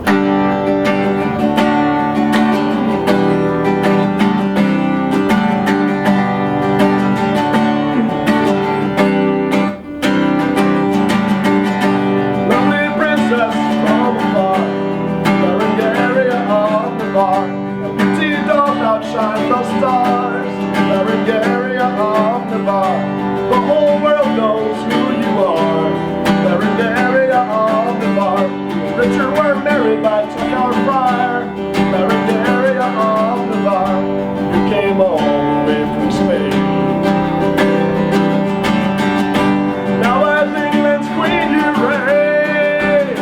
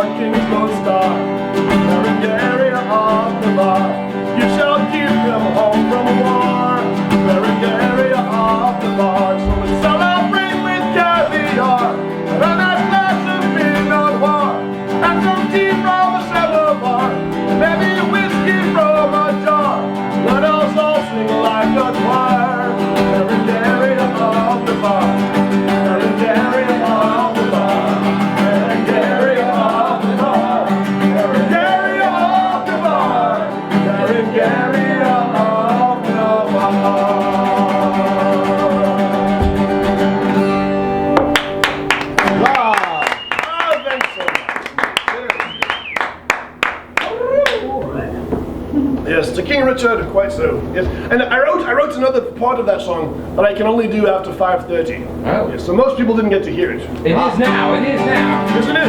Quite a lot. Richard now lies slain, but his rule was not in vain. His memory shall remain forever strong. For De Leon from England now is gone, and we all must be the pawns of his brother John. Still let us raise a glass to good King Richard. Make sure no one forgets his name. Now Robin Hood is doing what is good, while the sheriff tries to play King John's game.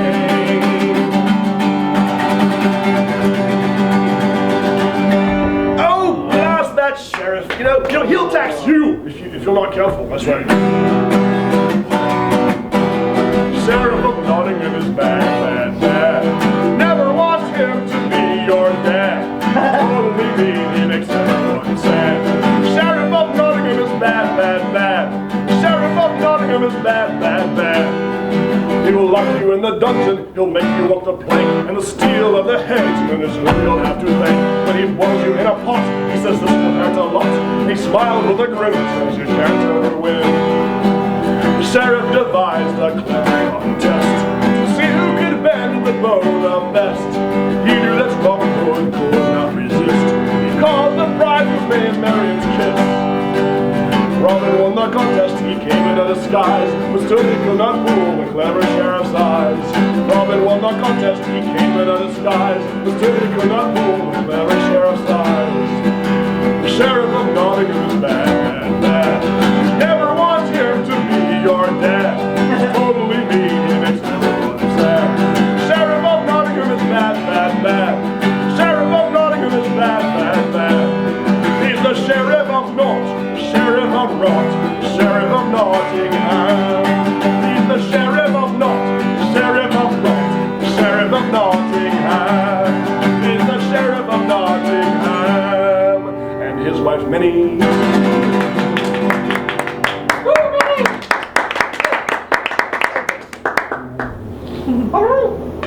Let's hear it for Alan and Dale.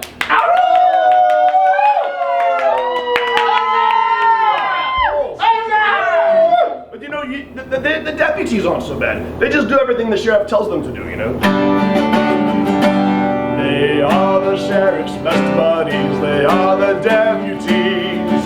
Chasing Robin Hood through the trees. They are the deputies. Bringing villains to their knees. They are the deputies. If you need the help, just say please. They are the deputies. Shaken by the slightest breeze, taxing all the peasants' cheese. Though they are covered with fleas, they are the deputies.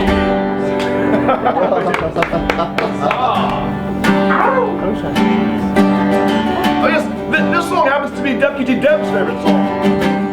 Deputy Deb! I have a young sister across the sea, very merry dictum domine, and many other treasures she gave to me.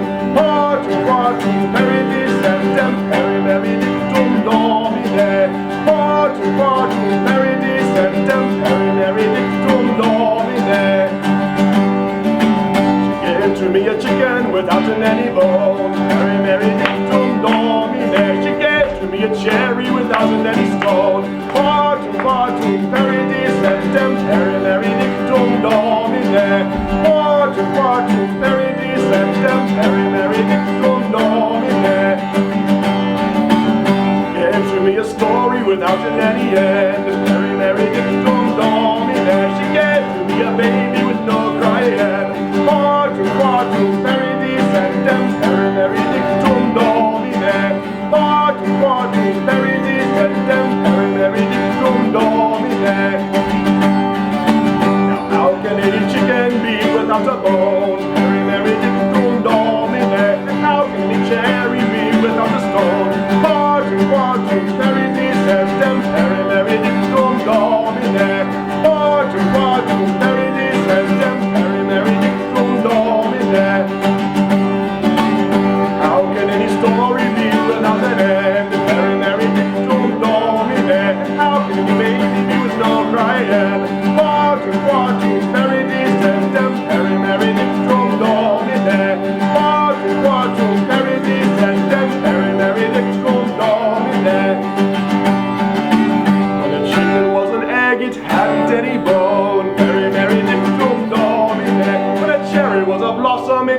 any storm. Partum, partum, peri descendem, peri meri dictum domine. Partum, partum, peri descendem, peri meri dictum domine. When the stories of our love, it hasn't any end. Peri meri dictum domine. When a baby is asleep, she has no crying. Partum, partum, peri descendem, peri meri dictum domine. Partum, partum, peri descendem, peri meri dictum domine. I have a young sister across the sea, peri meri dictum domine, and many are the treasures she gave to me. Partum, partum, peri descendem, peri meri dictum domine. Partum, partum, peri descendem, peri meri dictum domine. Partum, partum, peri descendem, peri meri dictum domine.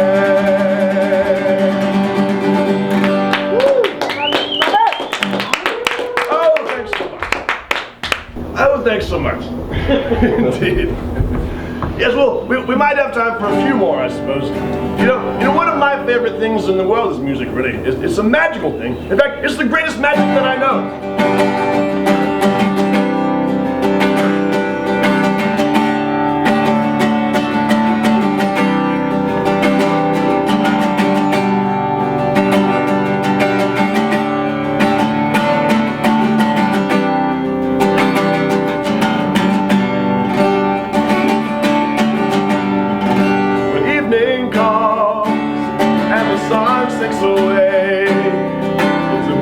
Time of day to gather with some friends and join in a song and let our spirits play. Music, the greatest magic that I know. Power to make you feel something you never thought you could.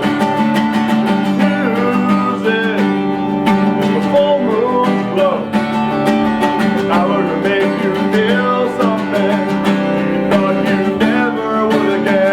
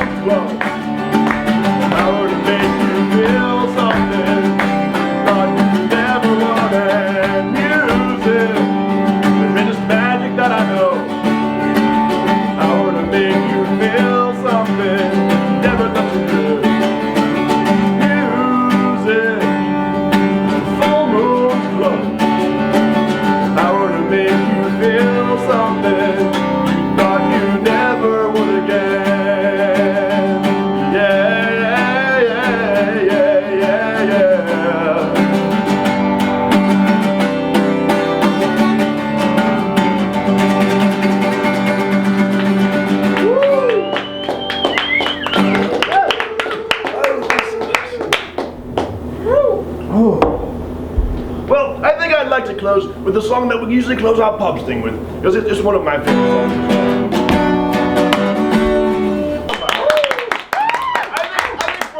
Song, we should do a song about the man without whom none of this would be possible. Yes, my good friend Robin Hood. That's right.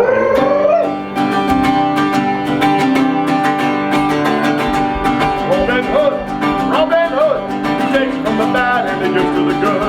Robin Hood, Robin Hood, he takes from the bad and he gives to the good. He takes from the bad and he gives to the good.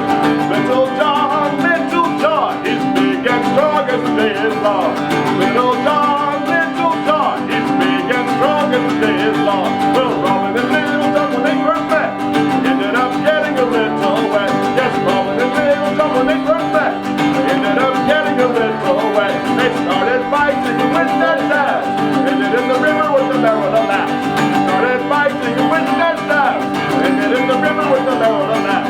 Robin Hood, he takes from the bad and he gives to the good.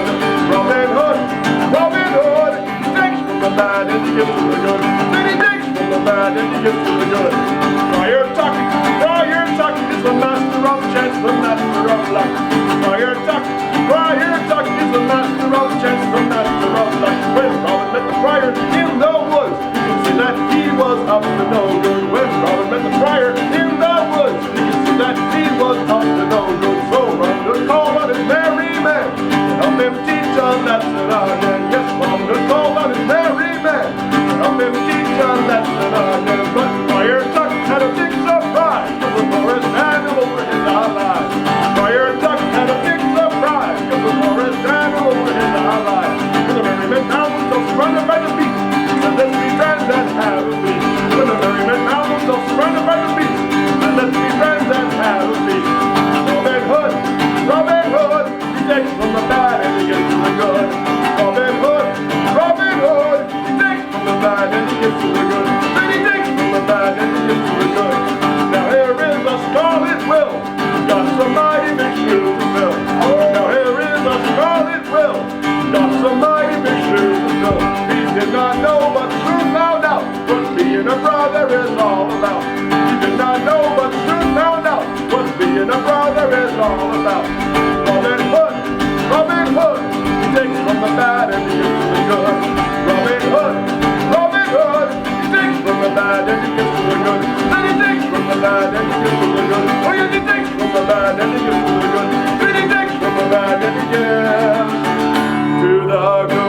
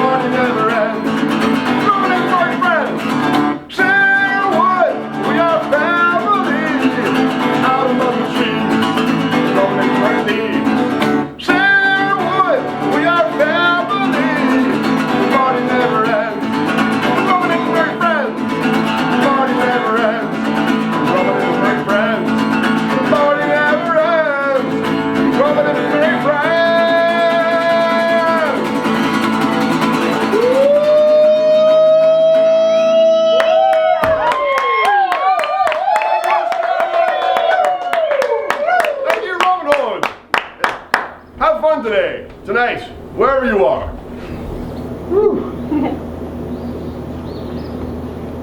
How about one more song? What do you feel like?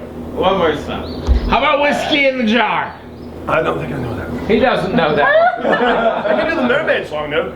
Mermaid song! How about Lady Marian! Friday morn when we first set sail and we were not far from the land. And our captain is fine, a mermaid so rare with the comb and the glass in her hand. And the ocean waves will roll and the stormy winds will blow. We poor sailors are skipping at the top, and the landlubbers lie out below, below, below. And the landlubbers lie out below. Oh, while the landlubbers lie down below. Landlubbers lie down Oh, below. the landlubbers lie down below. Let us spoke the captain of our gallant ship, and the fine old skipper was he. He said, "This here mermaid is only of our doom. We shall sink to the bottom of the sea." The ocean waves will roll, and the stormy winds will blow. We poor sailors go skipping at the top, and the landlubbers lie down below, below, below. And the landlubbers lie down below. Put up spoke the mate of our gallant ship, and the fine young man was he. He said, "My dear wife is Brooklyn by the sea. Oh, tonight she a widow will be." And the ocean waves will roll, and the stormy winds will blow. We poor sailors go skipping at the top, while the landlubbers lie down below, below, below. And the landlubbers lie down below. Well, spoke the captain boy of our gallant ship, and the fine young lad was he. He said, "My dear mother in Salem by the sea, oh, tonight she a weeping will be." And the ocean waves will roll, and the stormy winds will blow. And we poor sailors are skipping at the top, while the landlubbers lie down below, below, below. While the landlubbers lie down below. What a spoke the cook of our gallant ship, and a salty old butcher was he. He said, "I care much more for me pots and me pans than I do for the bottom of the sea." And the ocean waves will roll, and the stormy winds will blow. And we poor sailors are skipping at the top, while the landlubbers lie down below, below, below. While the landlubbers lie down below. What a spoke the cow of our gallant ship, and the fine old tiger was she. She said,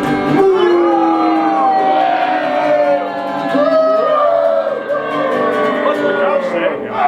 Ocean waves will roll, and the stormy winds will blow. And we poor sailors are skipping at the top, while the landlubbers lie down below, below, below. While the landlubbers lie down below. Well, 3 times around, fought our gallant ship, and 4 times round fought she. 4! Well, 3 times around, fought our gallant ship, and she sank to the bottom of the sea. And the ocean waves will roll, and the stormy winds will blow. And we poor sailors are skipping at the top, and the landlubbers lie down below, below, below. All the landlubbers lie down below. One more time, and the ocean waves will roll, and the stormy winds will blow. And we poor sailors are skipping at the top, all the landlubbers lie down below, below, below. All the landlubbers lie down below. Yar. Yeah! Did we make it? We're done.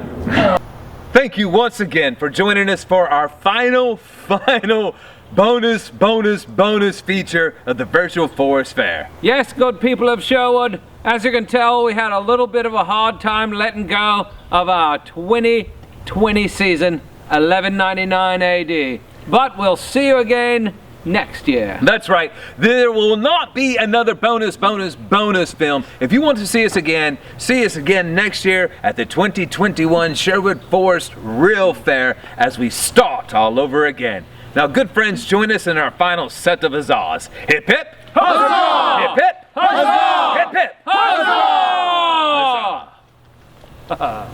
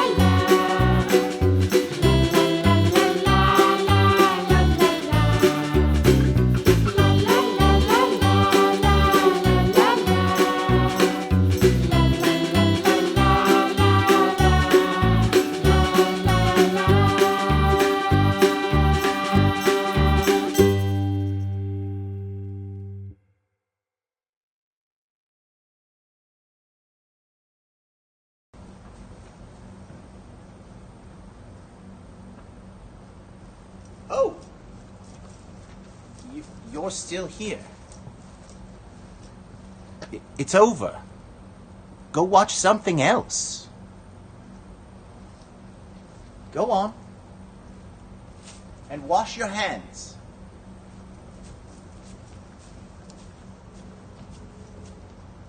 Go!